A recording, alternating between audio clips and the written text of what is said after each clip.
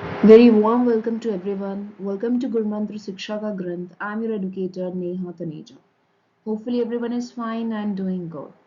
So guys, just in continuation with the formula based numerical question series, आज जो हम session देखने वाले हैं that is relevant to your subject evolution and behavior. And let me tell you very clearly कि ये जो subject है CSR net life sciences unit number 11. In case if you are going to give GATE, then GATE में भी एक important part रहता है. DBT का पेपर हो गया एंड मल्टीपल एग्जाम्स में एवोल्यूशन एंड बिहेवियर एक मेजर सब्जेक्ट रहता है. तो कुछ इम्पॉर्टेंट फॉर्मूलाज हैं एंड फॉर श्योर वहां से क्वेश्चन आना ही आना है. तो चलिए कंटिन्यू करते हैं फर्स्ट पार्ट के साथ, पर्टिकुलरली इस यूनिट से रेलेवेंट एंड इससे पहले भी relevant to ecology, population ecology, community ecology and आपका सेल बायो से रेलेवेंट जो इम्पोर्टेंट फॉर्मूला बेस्ड न्यूमेरिकल्स हैं with theory, with some tricks and with some practice questions मैं करा चुकी हूँ. मेक श्योर प्लेलिस्ट में एक एक वीडियो को देखें, बहुत कंसाइज वे में एंड बहुत अच्छे तरीके से मैंने वहाँ पर एक्सप्लेन किया है. That will be very helpful for all the upcoming competitive exams. Alright, तो अभी जो हम कंसिडर करने वाले हैं वो है हार्डी विनबर्ग पर न्यूमेरिकल, जो यूनिट नंबर 11th में आप पढ़ते हैं एंड इसको हम पॉपुलेशन जेनेटिक्स में भी कंसिडर करते हैं. कुछ पॉइंट्स हैं जो कि आपको ध्यान रखने हैं. इस पोर्शन से जो क्वेश्चन आता है वो numerical and as well as theory दोनों पोर्शन से आता है. Hardy-Weinberg equilibrium is in principle stating that the genetic variation in a population will remain constant from one generation to the another generation in the absence of some evolutionary forces or disturbing factors. Hardy-Weinberg दो scientist का नाम था. इन्होंने एक rule दिया, एक theorem दी, एक अपना सिद्धांत दिया आप कह सकते हो. उस रूल के अकॉर्डिंग, उस प्रिंसिपल के अकॉर्डिंग इनका कहना था अगर एक पॉपुलेशन मेंडेलियन पॉपुलेशन है, इन द सेंस अगर वो मेंडेलियन पॉपुलेशन कब कहलाएगी, जब वो बेसिक 3 लॉज जो आप जेनेटिक्स में देखते हैं ग्रिगोर मेंडल ने जो दिए थे, law of dominance, law of independent assortment and law of segregation, अगर एक पॉपुलेशन वो 3 लॉज को फॉलो कर रही है तो वो मेंडेलियन पॉपुलेशन में आएगी. वहां पर हम देखेंगे कि वो पॉपुलेशन में लाइक अलीलिक फ्रिक्वेंसीज या जीनोटाइप आप कहें या अलीलिक फॉर्म कहें, वो कांस्टेंट रहेगा जनरेशन टू जनरेशन, लेकिन कुछ भी एवोल्यूशनरी फोर्स वहां काम नहीं करना चाहिए. तो इन्होंने कहा हमारा नियम तभी काम करेगा, हमारा लॉ तभी सेटिस्फाई होगा जब ये 5 अजम्पशंस पूरी होती है. अजम्पशंस मतलब धारणाएं या सोच जो हमने कंसिडर की हैं वो पूरी होती है. कोई म्यूटेशन नहीं होना चाहिए, क्योंकि देखिए अगर म्यूटेशन होगा तो कांस्टेंट वाला सिनेरियो नहीं रहेगा. कोई रैंडम मेटिंग नहीं होनी चाहिए, कोई एक तरीके से एक there should be random mating, assortative mating या नॉन रैंडम मेटिंग नहीं होनी चाहिए, रैंडम मेटिंग होनी चाहिए. कोई जीन का फ्लो नहीं होना चाहिए, क्योंकि अगेन जीन माइग्रेशन होगा, जीन फ्लो होगा, जेनेटिक ड्रिफ्ट आप देखोगे, अलीलिक ड्रिफ्ट देखोगे, फिर चेंजेस आएंगे. पॉपुलेशन साइज बड़ा होना चाहिए, कोई नेचुरल सिलेक्शन काम नहीं करना चाहिए. तो हमारा रूल फॉलो होगा, otherwise rule will not be following. तो ये इनका नियम था एंड यही पूछा जाता है, अजम्पशंस जो है वो पूछी जाती हैं. अगर मैं न्यूमेरिकल प्रोस्पेक्टिव से बात करूं तो कुछ फॉर्मूलाज हैं जो आपको माइंड में रखने हैं सो दैट आप फॉर्मूला से क्वेश्चन सॉल्व कर सकें.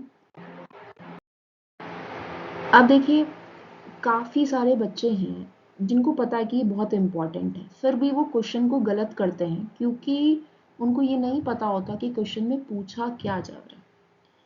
पहली दो चीज़ आपको ये इंपॉर्टेंट फॉर्मूलाज हैं. कौन कौन सा? p plus q is equal to 1, p square plus 2pq plus q square is equal to 1. अगर आप एक पॉपुलेशन को कंसिडर कर रहे हैं, डिप्लॉयड वहाँ पर सिनेरियो है, तो हम ये फॉर्मूला फॉलो करते हैं. जैसे a प्लस बी का होल स्क्वायर होता है, ठीक उसी तरीके से p प्लस क्यू का होल स्क्वायर. p स्क्वायर क्या है? होमोजाइगस आप डोमिनेंट फॉर्म देख रहे हैं, होमोजाइगस रिसेसिव फॉर्म देख रहे हैं जहाँ पर दोनों अलील्स एक जैसे हैं. ये heterozygous, बिकॉज तीनों चीजें मिलेंगी, that will be equal to 1. 1 represent क्या करता है, कांस्टेंट वाली चीज को रिप्रेजेंट करता है. दूसरा formula p plus q is equal to 1. देखिए कुछ बेसिक्स में आपको ये चीज क्लियर होनी चाहिए कि जीन क्या है, अलील क्या है, जीनोटाइप क्या है, फिनोटाइप क्या है, बिकॉज इसी के बेसिस पर ही लाइक अलीलिक फ्रिक्वेंसी पूछ ली, कई बार जीनोटाइप पूछ लिया, कई बार जीन फ्रिक्वेंसी, तो बच्चे कंफ्यूज हो जाते हैं कि पूछा क्या है. तो यू शुड बी नोइंग कि बेसिक डिफरेंस क्या है. अगर हम जीन और अलील की बात करें तो अलील क्या है, जीन का ही एक स्पेसिफिक वर्जन है या स्पेसिफिक फॉर्म है. जैसे आप यहाँ पर एग्जांपल के लिए देखिए कि ये है क्रोमोसोम फ्रॉम पेरेंट 1 और ये है क्रोमोसोम फ्रॉम पेरेंट 2. ये दोनों क्या है, ये दोनों होमोलोगस क्रोमोसोम्स हैं. लेट्स से क्रोमोसोम नंबर 1 है, ये भी क्रोमोसोम नंबर 1 है. अब यहाँ पर ये जो जीन है ये एक पर्टिकुलर लोकेशन पर है और ये जीन क्या है, हाइट का जीन है. ठीक है. इसी तरीके ये पी जीन है, फॉर एन एग्जाम्पल पी का मटर का कोई जीन है जो इसकी किसी स्पेसिफिक फीचर को रिप्रेजेंट करता है. अब वो कैरेक्टरिस्टिक क्या है, जैसे कि हाइट हो गई, राइट, या फिर फॉर्म हो गया, पर्टिकुलर अपीयरेंस हो गया, वो कौन लाता है, वो जीन लाता है. लेकिन हाइट कैसी होगी, will it be small, dwarf, tall, ये अलील का काम है बताना. फॉर्म या रिप्रेजेंटेशन स्मूथ है या रिंकल्ड है, ये लाना अलील का काम है. सो अलील क्या है, specific version of a gene. Genotype में आप क्या पढ़ते हो, आप इस तरीके का कॉम्बो फॉर्म पढ़ते हो. ठीक है, जब अलील्स कॉम्बिनेशन में आ जाते हैं हम जीनोटाइप बोलते हैं. फिनोटाइप क्या है, फिजिकल अपीयरेंस आपको कैसी दिख रही है. फॉर एग्जाम्पल कोई फ्लावर है, उसका कलर ब्लैक है, ब्लू है, राइट. किसी ऑर्गेनिज्म है, कोई एनिमल है, उसका फर का कलर ब्राउन है, फिजिकल अपीयरेंस कैसा है. और फिनोटाइप कैसा होगा ये डिसाइड कौन करेगा, ये जीनोटाइप डिसाइड करेगा. तो आपको क्या देखना है, क्या सोचना है कि आपको क्वेश्चन में क्या दिया है, what is given to you, right, what you have to find, आपको निकालना क्या है, and what is the formula behind that particular thing. तो फॉर्मूला ऑब्वियसली आपने लिख लिया है, आप ये देख लेंगे क्या दिया हुआ है, आपको ये सोचना है कि क्या फाइंड करना है. चलिए एक एग्जाम्पल की हेल्प से इसको समझते हैं. सभी में ही यही बेसिक अप्रोच फॉलो होती है. आप कुछ क्वेश्चंस की प्रैक्टिस करोगे आपको बहुत अच्छे से समझ में आ जाएगा. यहाँ पर देखिए एक पॉपुलेशन है जिसका कुछ फॉलोइंग जीनोटाइप और ऑब्जर्व्ड नंबर गिवन है. एच जीनोटाइप है, मान लीजिए उसके पर्सन 90 हैं, इस जीनोटाइप के पर्सन 60 हैं, इस जीनोटाइप के पर्सन 50 हैं. आपसे पूछा है करेक्ट फ्रीक्वेंसी ऑफ एच अलील. अलील तो वो आपको इंडिविजुअली देगा, कितनी होगी टोटल पॉपुलेशन में, यानी कि इस अलील की पूरी पॉपुलेशन में अकरेंस कितनी है, कितनी बार आ रहा है according to the given data. And what will be the expected number of H in the given population. जो हमें गिवन है वो ऑब्जर्व्ड है, आपसे पूछ रहा है एक्सपेक्टेड कितना था. तो इसको फाइंड करने की कोशिश करते हैं. तो देखिए जो डेटा आपको गिवन है उसके अकॉर्डिंग सबसे पहले तो आप जीनोटिपिक फ्रीक्वेंसीज निकालिए. उसमें जो गिवन है डिवाइडेड बाय टोटल, 200 इसका टोटल हो जाएगा, 0.45 या 45%, heterozygous 0.3, होमोजाइगस रिसेसिव 0.25, 50 बाय 200 कर दिया. अब ये H की पूछ रहा है तो H में आपका ये वाला हाफ भी आता है और ये भी आता है. Most of the time students क्या करते हैं, केवल इसको कंसिडर करते हैं, लेकिन इसको कंसिडर करना भूल जाते हैं. You have to take both of them. 0.45 हमने लिया और हाफ इसका ले लिया. आप इसको कैलकुलेट करोगे तो 0.6 विल बी द आंसर. ये था कितना कि H ये वाला अलील कितनी बार पॉपुलेशन में आया. अब हमें निकालना है कि कितना ऑब्जर्व एक्सपेक्टेड नंबर है, वो हमें फाइंड करना है जो पूछा है एच का.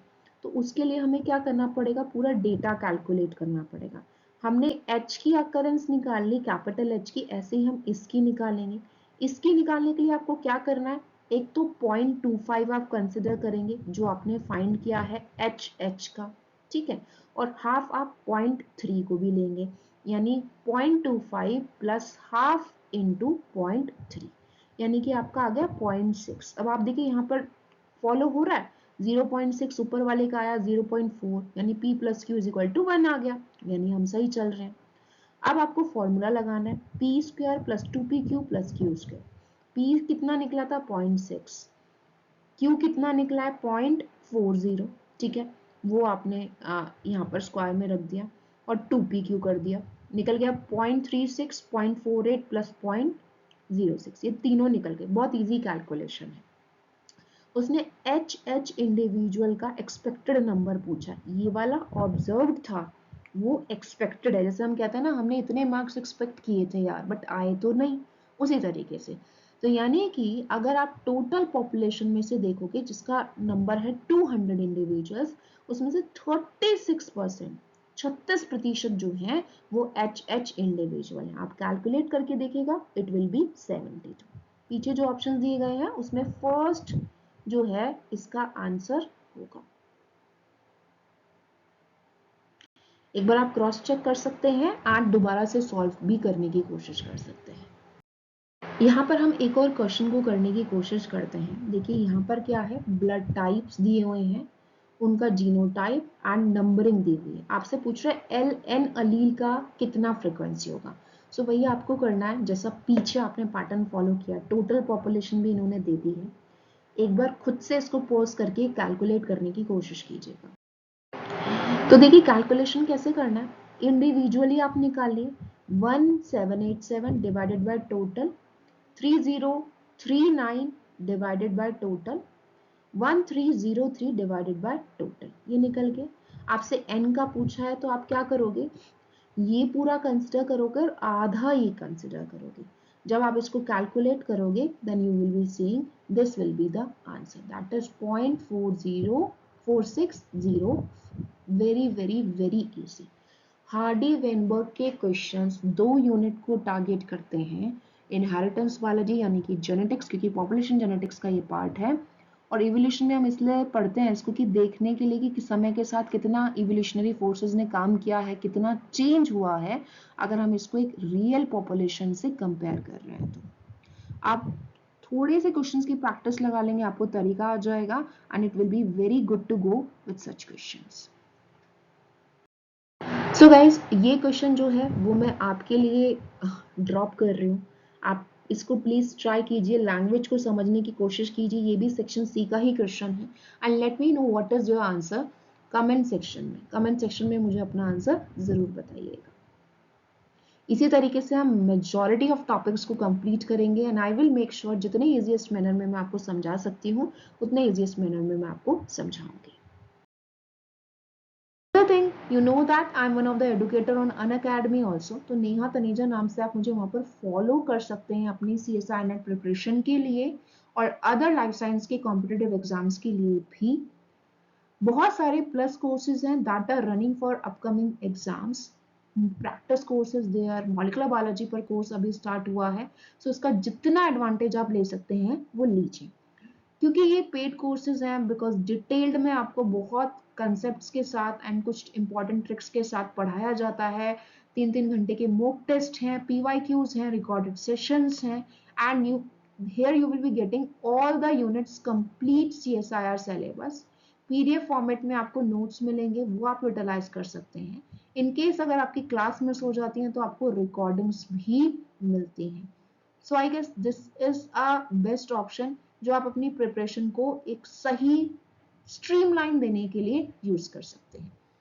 कोई भी आपको क्वेरी है तो आप मुझे मेल कर सकते हैं tanejanehaofficial@gmail.com पर। ये मेरी ईमेल आईडी है जो मैंने पीछे वाली स्लाइड में भी मेंशन की थी, relevant to the subscription or enrollment of these courses including section A that will also be complete. You will be getting mock test and so many of practice test in the subscription itself. And अगर आपको पता है कि कैसे subscription लेना है, कैसे enrol करना है, तो आप रेफरल कोड में नेहा यूज कर सकते हैं, that is simply NE।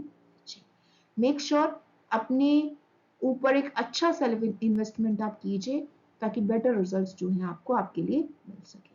Thank you so much, मिलेंगे जल्दी अपने नेक्स्ट सेशन में। Take care, see you soon.